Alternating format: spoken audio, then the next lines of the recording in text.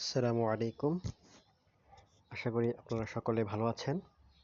তো আজকে আমি আপনাদেরকে ইন্টারেস্টিং একটা বিষয় দেখাবো। সেটা হচ্ছে ধরেন আমাদের একটা 12 ভোল্টের ব্যাটারি আছে, হ্যাঁ? সরি 10 ভোল্টের একটা ব্যাটারি আছে। এখানে দেখেন 10 ভোল্টের একটা ব্যাটারি। আমি চাচ্ছি যে এই ব্যাটারিটাকে চার্জ করব। যখন চার্জ হতে হতে ব্যাটারি টার্মিনাল ভোল্টেজ 12 বা 12 ক্রস করবে, তখন যেন ব্যাটারি চার্জ বন্ধ হয়ে যায়। এবং তখন ব্যাটারি আবার ডিসচার্জ হতে হতে যখন ব্যাটারি ভোল্টেজ আমি এখানে ধরছি যে 8 ভোল্ট বা 8 ভোল্টের একটু নিচে চলে আসে, তখন যেন আবার ব্যাটারিটা চার্জ হতে শুরু করে। অর্থাৎ এটি একটি স্মিথ ট্রিগারের সাহায্যে করা হয়েছে, যেখানে আমাদের ভিইউটি হচ্ছে 12 ভোল্ট এবং ভিএলটি হচ্ছে 8 ভোল্ট। তাহলে পার্থক্য হলো 4 ভোল্ট হচ্ছে আমাদের হিস্টেরিসিস ভোল্টেজ এবং এখানে সেন্ট্রাল ভোল্টেজ হচ্ছে 10 ভোল্ট। এখন এই সার্কিটটায় কিভাবে কাজ করে অথবা কিভাবে এটা চার্জ হয় এবং ডিসচার্জ হয়, সেই বিষয়টি আমরা এখানে দেখার চেষ্টা করব অ্যানিমেশনের মাধ্যমে। চলেন আমরা এটা টেস্ট করি।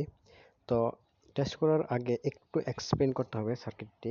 ধরেন এটা হচ্ছে আমাদের 15 ভোল্ট চার্জার ভোল্টেজ, অর্থাৎ ব্যাটারিকে চার্জ করার জন্য যে সাপ্লাই ভোল্টেজ দিতে হয় সেটি হচ্ছে আমাদের 15 ভোল্ট। আর এখানে একটি আমি রিলে ইউজ করেছি, যেটার মাধ্যমে মূলত ব্যাটারি এবং পাওয়ার সাপ্লাইয়ের যে একটা সুইচিং হবে সেটা আমাদের রিলের মাধ্যমে হবে।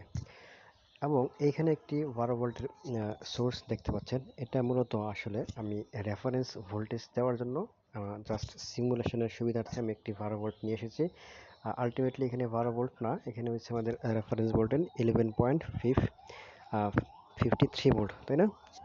এখন এখানে চাইলে আমরা 12 ভোল্টের ব্যাটারি ইউজ না করে সরাসরি এই 15 ভোল্ট থেকেও রেজিস্টারের মাধ্যমে ভোল্টেজ ডিভাইডার অ্যাপ্লাই করে এখানে একটা রেফারেন্স ভোল্টেজ দিতে পারি। আচ্ছা, মোটামুটি আশা করি এতটুক সোর্সের বিষয়গুলো বোঝা গেল। আর রেজিস্টার আমাদের ক্যালকুলেশন থেকে এসেছে। আর ক্যালকুলেশনটা কীভাবে হবে সেটা আমাদের সঞ্জিত স্যারের যে শিট ছিল সেখানে সুন্দরভাবে দেওয়া আছে। সেখান থেকে মূলত আমি ক্যালকুলেশন নিয়েছি। আর এটা হচ্ছে আমাদের একটা বিজেটি এনপিএন ট্রানজিস্টর।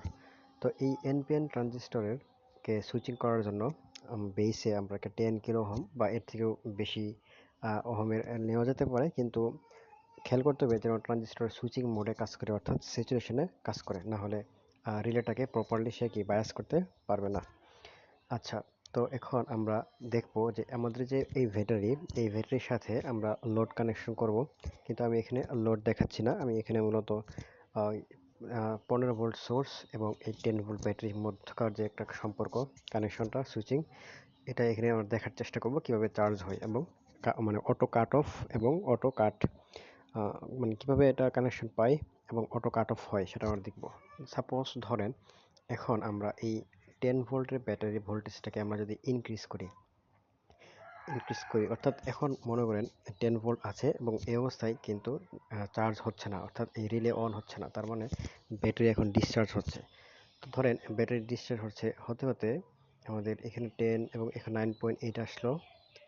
ধরেন ব্যাটারি টার্মিনাল ভোল্টেজ কমতে থাকলো, কমতে কমতে এটা ধরেন 9.4 আসলো, এরপর 9.3, দেন হচ্ছে 9, এরপর যদি আরও কমতে থাকে 8.6 হইলো, 8.4, 8.3, 8.2, এখন 8 আসলো, হ্যাঁ?